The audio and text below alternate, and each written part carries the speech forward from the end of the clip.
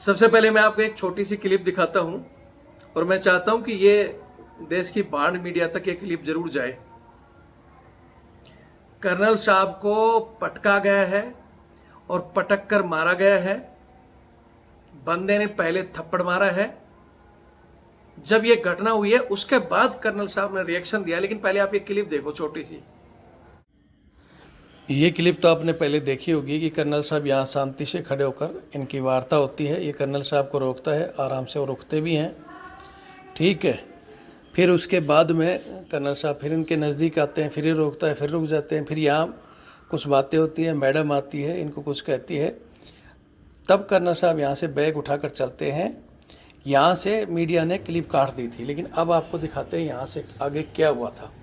ये यहाँ बातें चल रही हैं, ठीक है, आराम से बातें करते हुए सफ़ेद शर्ट वाला ये आप देख रहे हो जो बढ़ रहा है, ये कर्नल साहब को थप्पड़ मारेगा। ये यहाँ थप्पड़ मारा है, देखा आपने। इसको मैं दोबारा दिखाता हूँ आपको।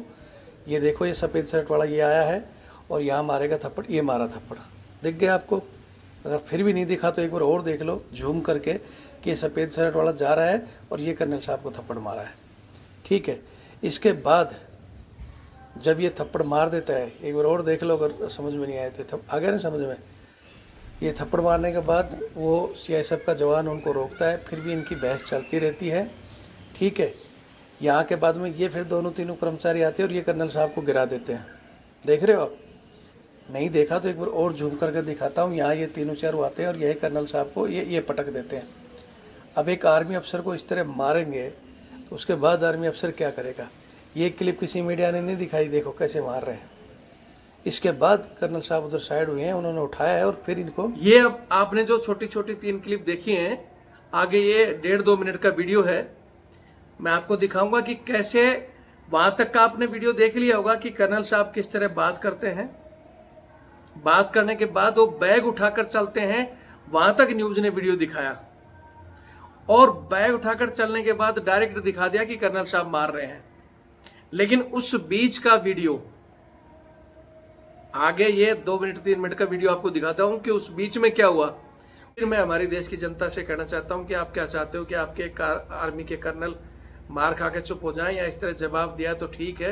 आज कर्नल साहब के साथ हो तो वीडियो को शेयर करें। ट्विटर में, हालांकि हमारे पास भी आज समय नहीं था, कहीं बाहर थे, ट्विटर में एक ट्रेंड भी चलाया जा रहा है जिसमें स्पाइस जेट, क्योंकि इस एयरलाइंस ने कहा था इस घटना के बाद कि हम कर्नल को ब्लैक लिस्ट कर देंगे, यानी यात्रा नहीं करने देंगे। तो इसलिए हमारे भी कुछ जवानों ने, अधिकारियों ने मिलकर ट्रेंड चलाया था कि तुम तो क्या करोगे, लेकिन हम स्पाइस जेट का बहिष्कार करते हैं, बॉयकॉट स्पाइस जेट। इसका एक ट्रेंड चलाया हुआ है। अगर आप सहमत हो तो उस पर जाकर रिट्वीट जरूर करें। ये उसका जो हेडलाइन है, बॉयकॉट स्पाइस जेट। सहमत है तो वहां भी जय हिंद, जय भारत, वंदे मातरम। मैं रविंद्र फौजी। साथियों, जो श्रीनगर एयरपोर्ट पर कर्नल साहब और स्पाइस जेट के कर्मचारियों के साथ जो हाथापाई हुई थी, उसका एक और वीडियो सामने आ गया है और मैं चाहता हूं कि ये वीडियो आप हमारे देश की उस बांड मीडिया तक जरूर पहुंचाएं जो बांड मीडिया ये कह रही थी कि देखो कर्नल साहब कैसे गुस्सा हो रहे हैं, कैसे मार रहे हैं। आपको अभी मैं सबसे पहले एक छोटा सा क्लिप दिखाता हूं जिसमें उन कर्मचारियों ने कर्नल साहब को थप्पड़ मारा है, लात मारी है और नीचे गिराकर मारा है। और जब ये चीजें हुई हैं उसके बाद कर्नल साहब ने उठाकर वो जो मार रहे हैं ना डंडे की, उसके बाद मारा है। मैंने शुरू में ही बता दिया था कि वीडियो को काटा छाटा गया है, वहां से वीडियो नहीं दिखाया गया जहां से कर्नल साहब अपना बैग उठाकर चलते हैं, वहां से वीडियो को न्यूज ने काट दिया था। न्यूज ने नहीं काटा होगा, एयरपोर्ट के जो वो कर्मचारी हैं, ये उनकी चाल है जिसने न्यूज को वही वीडियो दिखाया जिसमें कर्नल साहब मार रहे थे और जिसमें बाकी लोगों को यही लगा कि भाई कर्नल साहब तो बहुत उग्र हो रहे हैं, कर्नल साहब ने तो आपा खो दिया। लेकिन यहाँ कर्नल साहब की जगह कोई सामान्य आदमी भी होता ना, या तो वो भी यही रिएक्ट करता या मार खाकर बेचारा चुप हो जाता। लेकिन कर्नल साहब को अपनी वर्दी, अपनी सेना की इज्जत के लिए जब उनको ये लगा कि अब बात इज्जत पे आ गई है, तब उन्होंने वो उठाया और तब इनको अच्छे से धोया है। तो पहले तो मैं आपको वीडियो दिखा देता हूं और मैं फिर आग्रह करूंगा आपको कि अभी तो और वीडियो आने बाकी हैं। धीरे धीरे ये वीडियो हमारे पास आ रहे हैं। कर्नल साहब से भी हम संपर्क करने की कोशिश कर रहे हैं, सुबह शायद उनसे भी बात करेंगे, उनका भी हम कोशिश कर रहे हैं कि वो अपना स्टेटमेंट खुद जारी करें। लेकिन अभी वो किस लिए बोल नहीं रहे, क्या कहानी है, क्योंकि अभी वो छुट्टी पर हैं और इमरजेंसी छुट्टी गए हैं, तो उनके घर पर क्या स्थिति है क्या नहीं है हमने बात करने की कोशिश की है, लेकिन आज हो नहीं पाई है। तो मैं सुबह फिर कोशिश करूंगा।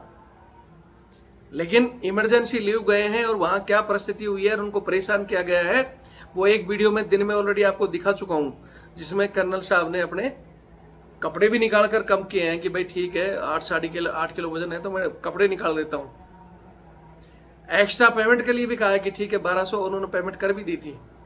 लेकिन वो वीडियो मैंने दिन में दिखाया है, आप मेरे इसी चैनल पर देख सकते हो रविंद्र फौजी पर जाकर, कि उस वीडियो में वो मैडम कह रही है कि कर तो दिया लेकिन ये पता नहीं चल रहा, और करो नहीं तो फ्लाइट जाने वाली है, और वो गेट बंद कर दिए। इस तरह एक पूरी कहानी हुई है।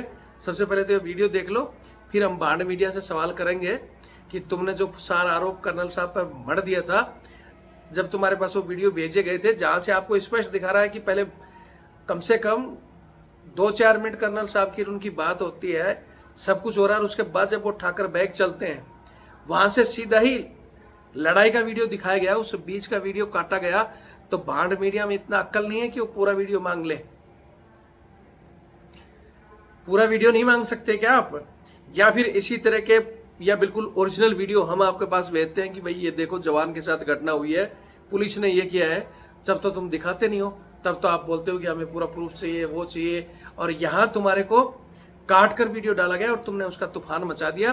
कर्नल साहब ने ये कर दिया, आर्मी के अधिकारी ने ये कर दिया, मतलब तुमने आर्मी की छवि को भी बख्शा नहीं है। हालांकि मैं फिर कह रहा हूं कि जिन लोगों ने इस तरह कर्नल साहब के साथ किया, ये वो लोग हैं जिनके दिमाग में कहीं ना कहीं सेना के और आर्मी के प्रति नफरत भरी हुई है, और ये वो मीडिया है जिन्होंने वहां कनेक्ट होकर, जो बाहर से फंडिंग के आधार पर चलती है, और वो ढूंढती हैं कि कहां सेना की छोटी सी बात को हम बढ़ा चढ़ा कर बताएं, और वही बताया गया है। अब जनता को तय करना है कि गलत कौन है, सही कौन है। कर्नल साहब ने जब इस तरह का प्रहार और उसके बाद इनको ढंग से धोया है, मैं तो कह रहा हूं कि और धोना चाहिए था, और फोन करना चाहिए था, वहां फोन करके बुलाना चाहिए था क्यूआरटी को, और अच्छी तरह उनकी तुड़ाई होनी चाहिए थी। लेकिन हमारे उच्च अधिकारियों ने पता नहीं क्या समझकर ये, या इनकी घर की परिस्थिति की वजह से छुट्टी निकल गए, वरना वहां इलाज होना चाहिए था। ये इलाज नहीं हो रहा, इसलिए घटनाएं बढ़ रही हैं।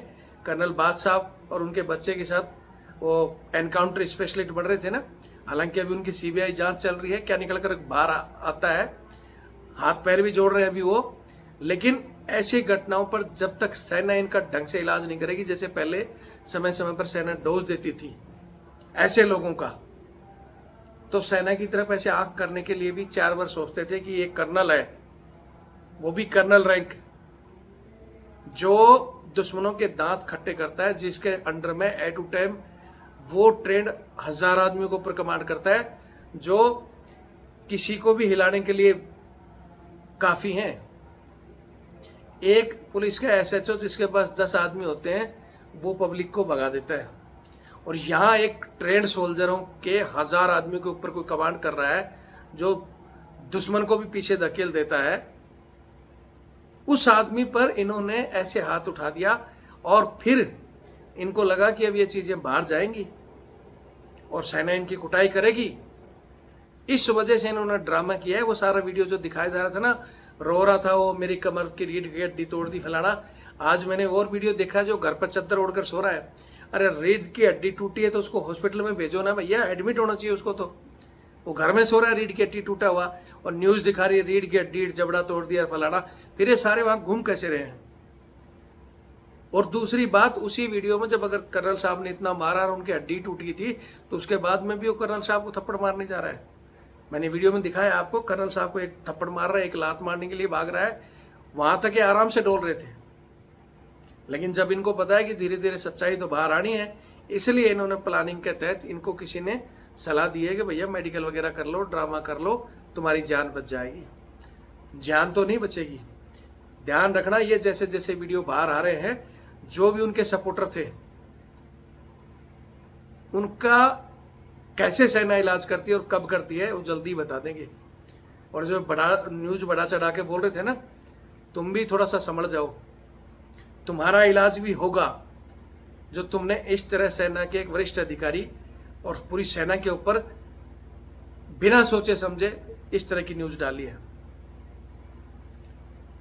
फिर मैं हमारी देश की जनता से कहना चाहता हूं कि आप क्या चाहते हो कि आपके आर्मी के कर्नल मार खा के चुप हो जाएं, या इस तरह जवाब दिया तो ठीक है, आज कर्नल साहब के साथ हो तो वीडियो को शेयर करें।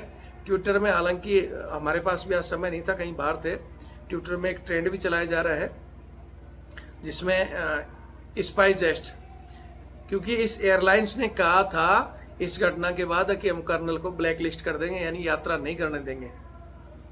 तो इसलिए हमारे भी कुछ जवानों ने, अधिकारियों ने मिलकर ट्रेंड चलाया था कि तुम तो क्या करोगे, लेकिन हम स्पाइसजेट का बहिष्कार करते हैं, बॉयकॉट स्पाइसजेट। इसका एक ट्रेंड चलाया हुआ है, अगर आप सहमत हो तो उस पर जाकर रिट्वीट जरूर करें। ये उसका जो हेडलाइन है, बॉयकॉट स्पाइसजेट। सहमत है तो वहां भी जरूर ट्विटर में हिस्सा लें और वीडियो को शेयर करें।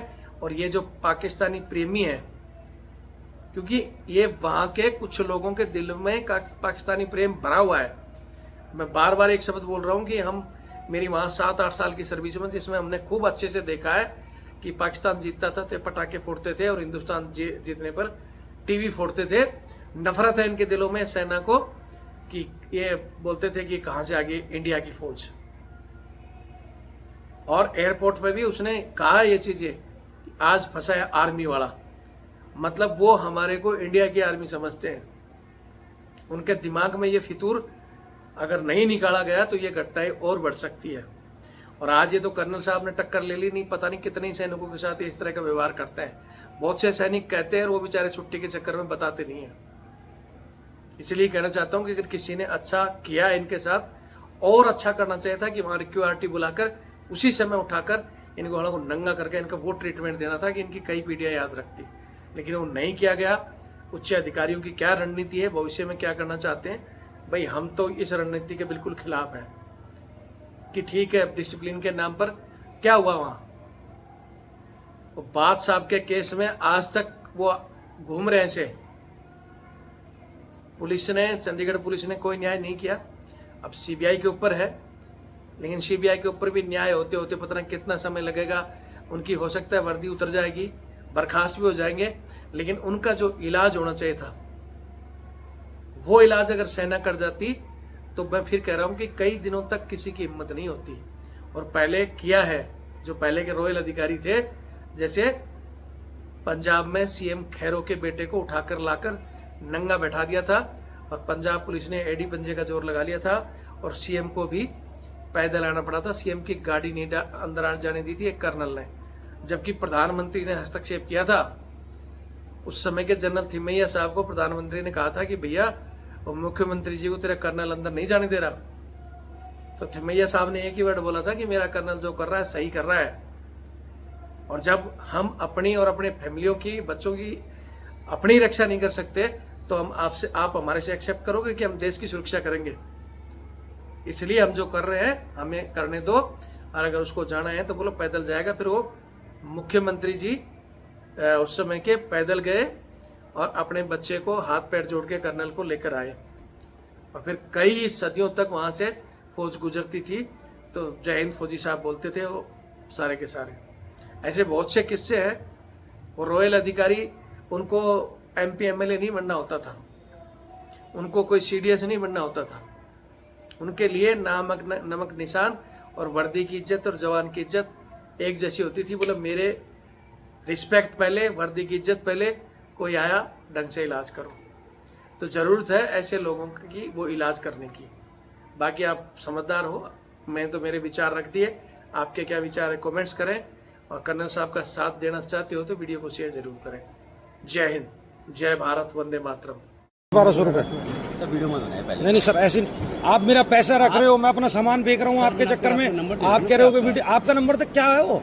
आप एयरपोर्ट चला रहे हो, आप स्पाइस जेट के क्या हो, मुझे आप ये समझाओ ना। आप यहाँ तो मेरी हेल्प कर नहीं पा रहे, आपको ये नहीं पता कि नहीं, आपको ये तो पता नहीं कि रिसिप्ट कैसे निकलती है। आप मुझे, आप पैसे को आप पता नहीं कर पा रहे मेरे। आप बातें कर रहे हो कि जी मैं ये कर दूंगा, आपको पैसे दिलवा दूंगा, फोन पे क्या कर लोगे, मैं यूएई चला जाऊंगा, मैं 1200 रुपए के लिए यहाँ चक्कर काटता फिरूंगा।